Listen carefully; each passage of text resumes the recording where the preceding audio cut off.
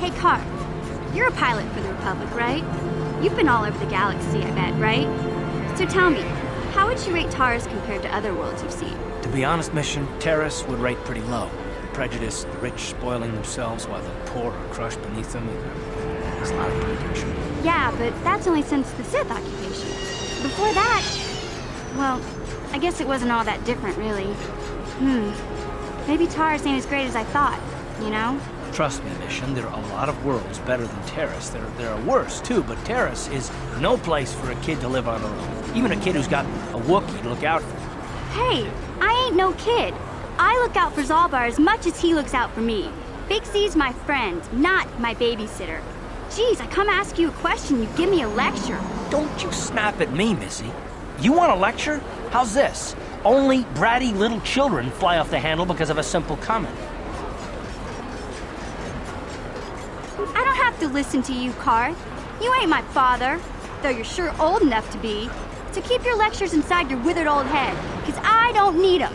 And I sure as hell don't need this. Look, let's just drop it and get back to what we were doing. Hey, Carth, can I talk to you for a second? Are you ready to have a civil chat? Or is this gonna be another childish tantrum? Tantrum? I'm trying to apologize, you nerf herder. I mean, I'm sorry. I didn't mean to get mad at you. It's just that I'm sick of everyone treating me like I'm a helpless kid. Yeah, I know. And I'm sorry about what I said, too. I'm just a little on edge lately. Not surprising considering all we've been through, but I shouldn't take it out on you. Mission, you have to know that we don't think you're helpless.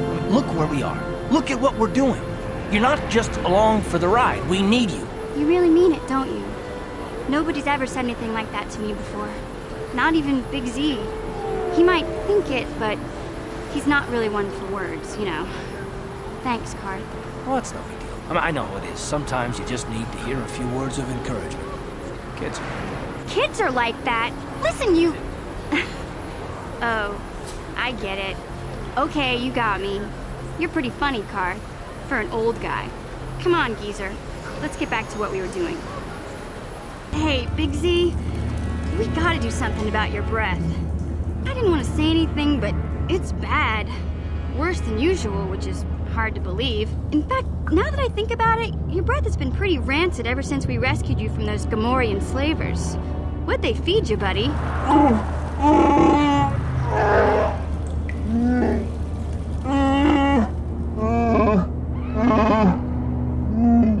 Oh, Zaalbar, that's terrible. I know how grouchy you get if you don't get your 8 square meals a day. I'm amazed you didn't pass out from hunger.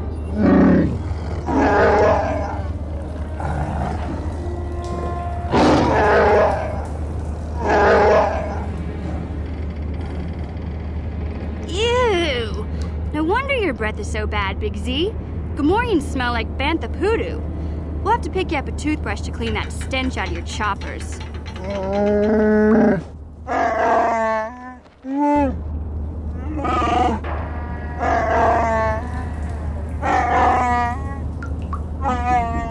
Okay, relax. No toothbrush. Sheesh. Just try and eat something else to cover up that smell, okay? Stay away from anything that's smart enough to lock you in a cage this time.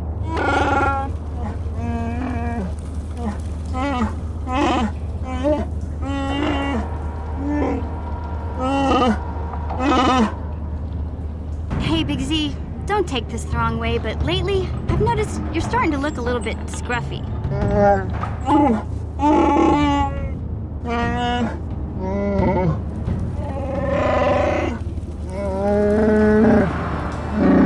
No, I'm not suggesting a bath. I know how well that went over last time. But your hair's getting all tangled. And if you look close, you can see a few gray strands starting to poke through.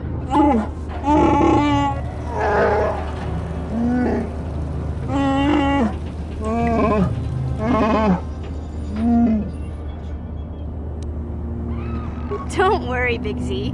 It's nothing I can't fix. A little trim, a splash of coloring, and you'll be as good as new. Best looking Wookiee on the planet. Maybe a nice suit.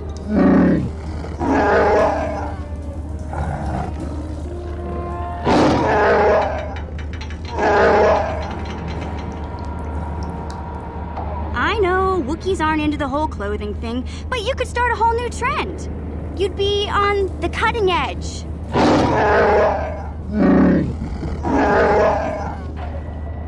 Okay, sheesh.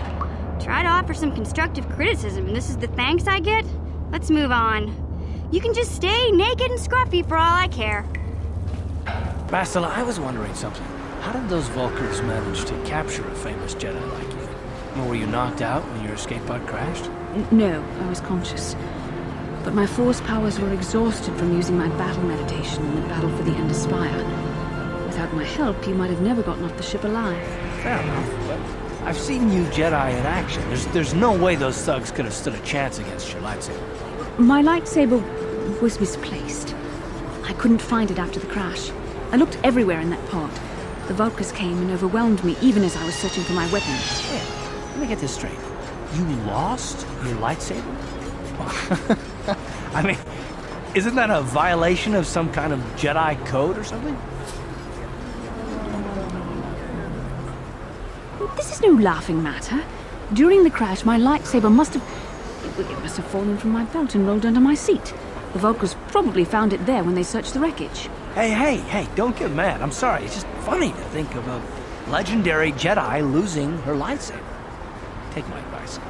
This is one detail you might want to keep out of the history texts. I hardly consider myself a legend, Carth. Though I will consider your advice when I relate these events to the Jedi Council.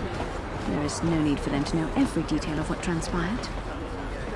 Bastila, did you ever think about joining all the Jedi who were running off to follow Revan and Malak when they went to fight the Mandalorians? That was nearly 5 years ago. I was still an apprentice. My battle meditation hadn't even manifested itself. Yet even then I had the wisdom to obey the will of the Council. Unlike Revan. I guess. Still, do you ever wonder if things could have been different? Would Revan and Malak still have been corrupted if the Council had supported them instead of dragging its feet? Do not blame Revan's corruption on the Council. Your Republic saw only the threat of the Mandalorians, but the wisdom of the Masters saw beyond the immediate threat. There was something lurking out there. Something that devoured Revan and Malak, and many other Jedi. Had the Council sent us all into the unknown, how many more would have fallen? So you're saying we should have done nothing? Just let the Mandalorians conquer us unopposed? I mean, the Republic was under attack, and the Order abandoned us. We did not abandon you. But the Council were not about to throw lives away foolishly. In time, we would have aided you against the Mandalorians. But you couldn't wait. Revan and Malak offered a quicker answer, and the Republic chose to walk the easy path rather than the path of wisdom. Now we see the results all around us. You asked me if I think things could have been different. I know they could have. If Revan had only listened to the Council, millions of innocent people would still be alive. Yeah, right. And every single one of them have been speaking Mandalorian. I think we're done here. Let's just get back to the task at hand. Hey, Bastila, you ever use the Force just for fun? You know, a little jolt of the Force to trip up some jerk who's ticking you off? I would never use the Force for such petty and trivial revenge. The mere thought of it's preposterous. Oh, come on. There's gotta be times when you thought about it. Don't be so stuck up. You can tell me. I am not stuck up. I merely have the years of training to give me the wisdom and understanding to see how childish such an act would be. Childish? Is that a crack about my age? You ain't much older than me, Miss High and Mighty. Just 'cause you're some Jedi doesn't mean you can be a prissy little... What the... Hey, that wasn't funny. I have no idea what you're talking about, Mission. Come now, we have to get going. Please, do try to be less clumsy in the future. So, Bastila, I heard a rumor that the Vulkars captured you without much of a struggle. It must be embarrassing to be bested by a handful of street thugs. There were extenuating circumstances, and I can assure you, it took far more than a handful of Vulkars to subdue me. Whatever you say. All I know is that if we had more Jedi like Bastila fighting against us in the Mandalorian Wars, my side might not have lost. Bold talk from a broken-down mercenary who is serving at Davik's heel. I'd call you his pet Carth hound, but they have enough loyalty not to turn on their masters. Insults? Maybe if your master had trained your lightsaber to be as quick as your tongue, you could have escaped those Vulkars, you spoiled little Jedi princess. I was not spoiled. I was given the same training as everyone else in the Order. You are nothing but... No, I must not do this. There is no emotion. There is peace. That's the problem with you Jedi. Always chanting about peace and control. Never up for a good fight. Well, except for Revan, I guess. Enough, Mandalorian. I won't rise to your bait anymore. The game is over. Let us continue on with what we were doing. Carth, you fought in the Mandalorian Wars, didn't you? We may have faced each other in combat. What battles were you in? I try not to think about my past battles too much. The horrors of war are something I'd rather not relive. The horrors of war? My people know only the glory of battle. I'm disappointed in you, Carth. I thought a warrior like you would understand. I'm not a warrior, I'm a soldier. There's a difference. Warriors attack and conquer, they prey on the weak. Soldiers defend and protect the innocent, mostly from warriors. Nice speech. I bet you tell yourself that every night so you can sleep. But I accept who and what I am. I don't have to justify it with words. Victory in battle is my justification. Justification through victory. So what happens when you lose? You know, like you did against us. You had us outnumbered 5-1. You had more ships, more troops, more supplies, and the Jedi on your side. And we still made the Republic tremble before we fell. Nice speech. I bet you tell yourself that every night so you can sleep. I don't want to talk about this anymore, Canderous. The war is over. You lost. Jolee, may I have a moment? There's something I wish to speak to you about. Yep, I figured it was only a matter of time until we had the whole come back to the Order discussion. Well, I guess there's no avoiding it now, so let's get it over with. I know you have issues with the Order, but you are a Jedi, Jolee. You command the Force. Without the guidance of the Council, how can you avoid falling to the dark side? Well, I've managed to avoid it the last 20 years or so. Besides, light side, dark side, they don't mean the same to me as they do to you.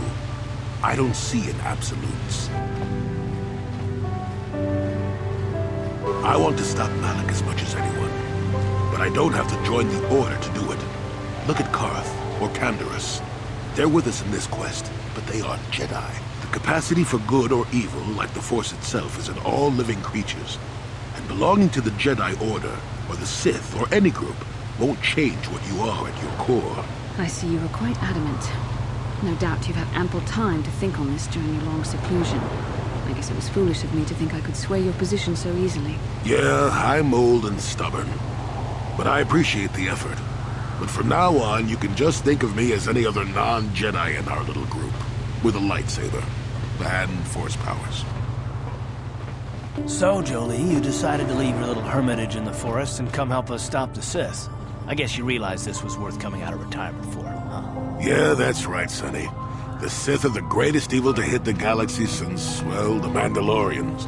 And they're the worst thing since Exar Kun, blah blah blah, etc, etc, etc. Okay, old man, you lost me there. You trying to make a point? Look, everybody always figures the time they live in is the most epic, most important age to end all ages. But tyrants and heroes rise and fall, and historians sort out the pieces. Malak is a tyrant who should be stopped. If he conquers the galaxy, we're in for a couple of rough centuries. Eventually, it'll come around again. And I'd rather not wait that long. So we do what we have to do. We try to stop the Sith. But don't start thinking this war, your war, is more important than any other war just because you're in it. That's an interesting theory, but I don't buy it. The Republic stands for something. It stood for something for 15,000 years. And if it falls, everything will change forever. You believe whatever you need to get through this, Sonny. The bottom line is we both want to stop Malak. So let's not get hung up on the details. Let's just get back to stopping him.